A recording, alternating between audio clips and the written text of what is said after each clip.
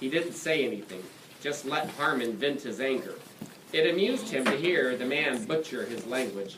The steward's accent was laughable, his grammar worse. His only skill was a rich vocabulary of insults. "You, come!" Harmon jerked a hand to indicate that he should be followed. The slave quickly realized he was being led to the forge. Another Harani was waiting outside. He recognized her, though he saw her only for meals and at night. Her name was Lyra, and she worked in the house. She was pretty, younger than him, probably too young to remember the war.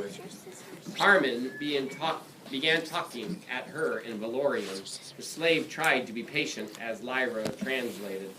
"Lady Cressel can't be bothered to place you, so she blushed, he, she nodded at Harmon, has decided to set you to work. Usually the general's guards see to their own weapon repair, and a Valorian blacksmith from the city is hired on a regular basis to forge new weapons." The slave nodded. There were good reasons why the Valorians trained few Harani blacksmiths. One had only to look around the forge to understand. Anyone can see the heavy tools and guess the strength it would take to manipulate them. "You will do this from now on," Lyra continued, "so long as you prove to be competent." Harmon took the silence that followed as an invitation to speak again. Lyra translated. "Today you will make horseshoes." Horseshoes. That was too easy.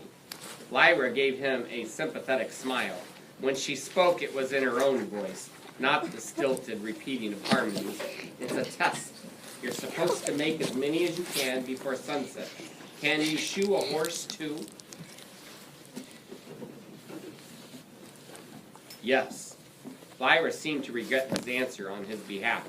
She told the steward, who said, "That's what he'll be doing tomorrow, then. Every horse in the stable needs to be shod." He snorted. "We'll see how this animal gets along with the other ones." Before the war, Valorians had admired, even envied the Harani. After, it was as if the spell had been broken or a new one had been cast. The slave never could quite believe it. Somehow, animal had become possible. Somehow, the word named him. This is a discovery 10 years old, and yet remade every day. It should have been dulled by repetition. Instead, he was sore from its constant cut of surprise. He was sour with swallowed anger. The pleasant, trained expression on Lyra's face hadn't faltered. She pointed to the coal bin, kindling, and the heaps of raw and used iron. The steward set a box of matches on the anvil and then left. The slave looked around the forge and debated whether he should pass the test or fail. He sighed and lit a fire. His holiday was over. On his first day in the forge, does anybody know what a forge is? What's a forge, Luke? It's like where you make weapons or... Yeah, it's the big fire area where they use to melt the metal and form it into weapons or swords or bowls or horseshoes or whatever. On his first day in the forge, the slave made more than 50 horseshoes, enough to appear dedicated and skilled, but not so much that he drew attention. The following day, he shod all the horses, even though those whose shoes were new. Shod means he put the horseshoes on the horses. The groom warned that some of the animals could be dangerous to handle, especially the general stallions, but the slave had no trouble. He made sure, however, that the task took the whole day. He liked listening to the horses' low whickers and feeling their gentle warm breath. Also, the stables were a decent place to hear news, or they would have been if the soldier had come to exercise a horse, or if the girl had. The slave was judged to be a good buy. Lady Cressel had a fine eye. Harmon said grudgingly, and the slave was given several weapons to repair, as well as orders for new ones. Every dusk, when the slave walked across the grounds from the forge to his quarters, the villa blazed with light. It was curfew and bedtime for slaves, but the restless Valorians would stay up for a long while yet. They trained to get by on very little sleep, perhaps 6 hours a night, less if necessary. It was one of the things that had helped them to win the war. The slave was the first to stretch out on his bed. Each night he tried to sift through the events of the day and glean useful information from them, but all he had experienced was hard work. Weary, he shut his eyes. He wondered if those 2 days of idyll would turn out to have been a stroke of bad fortune. That time had let him forget who he was. It played tricks with his mind. Sometimes at the edge of sleep, he thought he heard music.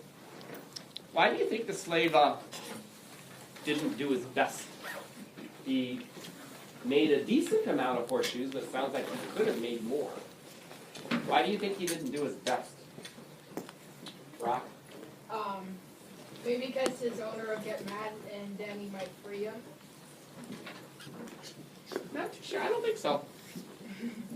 Grace? Maybe because he didn't want a harder job. He didn't want to be given more work. If the owner knew he could make more than 50, then the owner's going to make him do that. So if he kind of just only halfway did what he was capable of doing, the owner would think his best is less. So basically it means less work for him. If he didn't do his best, then he wouldn't be expected to do that. Does that make sense? Yeah. Yeah. All right. Whoever was playing this game over here earlier today, this was left out. Someone needs to come clear away. Thank you, Taylor.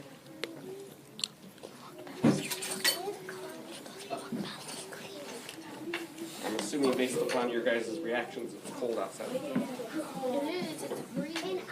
question. I decided that'd be fun. What do you think I would need someone I need Not a very song smart. that says I'm stupid.